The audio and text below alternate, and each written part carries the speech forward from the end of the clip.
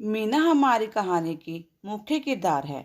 मीना लाखों औरतों की तरह एक गृहवधू है और संयुक्त परिवार में रहने वाली एक महिला है। नित्य प्रतिदिन प्रातःकाल उठकर घर के सभी चीजों का ध्यान रखती है। मीना के परिवार में 7 सदस्य हैं।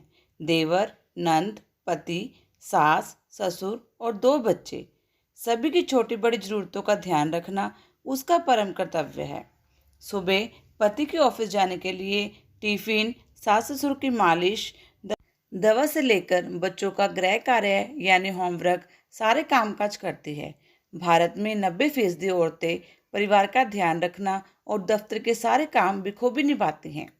इसी दैनिक जीवन में सारे कार्य करके अपार खुशी की अनुभूति होती है। नंद देवर के प्रति सारी जिम्मेदारी निभाती है। मीना एक ग्रेजुएट थी, लेकिन आगे पढ़ने के बारे में सोचना उसके लिए कठिन पर्वत की चढ़ाई करने के बराबर थी। घर की इतनी सारी जिम्मेदारी उसके कंधे पर थी। मीना एक कर्तव्यपरायण स्त्री थी। वह घर में सभी सदस्यों के प्रति जिम्मेदारी निभाने से पीछे ना हटी। नंद की शादी 2 महीने बाद थी। अपने पति से वह आगे अपनी शिक्षा प्राप्ति के करने के विषय हेतु बात करना चाहती थी। मीना के मन में उथल पुथल चल रहा था। अगले दिन सवेरे सभी को नाश्ता परोसने के बाद अपने पति से कहा, सुनिए, मैं अपनी आगे की शिक्षा पूर्ण करना चाहती हूँ। मैं आपसे इस विषय में चर्चा करना चाहती हूँ। ये सुनकर पवन असमंजस में पड़ गया और कहा, इस उम्र में आगे पढ़कर क्या करोगी? घर के कामकाज से वक्त मिलेगा तुम्हें? मीना ने कहा, जी जी मैं सब संभाल लूँगी। पवन ने कहा, मैं माँ बापूजी से विचार विमर्श करके उत्तर दूंगा। 1 महीना बीत गया और पवन इस बात को किसी बहाने से टालता रहा। मीना अब भी मन में आस लगाए हुए बैठी पवन के जवाब का इंतजार कर रही थी। मीना ने खुद बात करने की ठानी। पवन अपने कुछ मित्रों के साथ शाम को घर पर आया। मीना का जन्मदिन था। बदकिस्मती ये थी कि उसका जन्मदिन किसी को याद नहीं आया। पवन के एक मित्र ने कहा, भाभी जी कहाँ काम करती हैं? पवन ने कहा, सिर्फ घर के काम और कुछ नहीं। पवन अपने मित्रों से कहीं घूमने जाने की बात करने लगा। पवन को अपने मित्रों की कदर थी, लेकिन मीना की नहीं थी, जो जीवन साथी बनकर जिंदगी के हर मोड़ पर उसका साथ निभाती थी। पवन ने मीना से कहा कि अभी वक्त बीत चुका है। अच्छा होगा कि तुम घर के कामकाज देखो। घर के किसी भी सदस्य को मीना का जन्मदिन याद ना था, लेकिन उसके 10 साल की बेटी खुशी 5 साल के बेटे को था।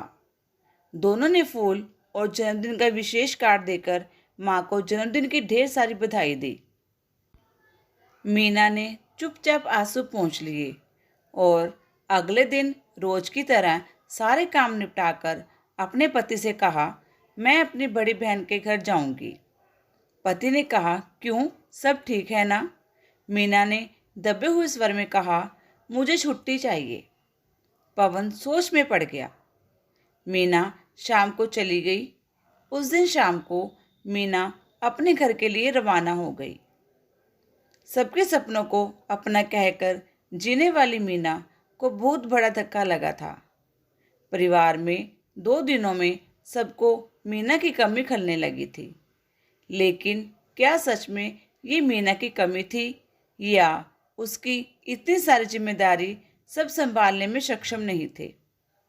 मीना हर मध्यवर्गीय में स्त्री की तरह घर को जोड़कर रखने वालों में से थी, लेकिन वह खुद 4 दिनों में वापस आ गई थी। लेकिन मन में ये दुख अवश्य रहे था कि किसी ने भी उसे या उसके सपनों की कदर नहीं की। उसने अपनी जिंदगी से समझौता कर लिया और फिर से परिवार की देखरेख में जुट गई। आखिर में उसने पवन से ये कहा, सुनिए, मैं अपनी बेटी की खुशी के साथ ऐसा कुछ नहीं होने दूंगी। वह अपनी पढ़ाई जरूर पूरी करेगी और एक काबिल इंसान बनेगी। पवन इसके आगे कुछ नहीं कह पाया और वहां से चला गया। पवन के अरमानों को किसी ने समझने का प्रयास न किया।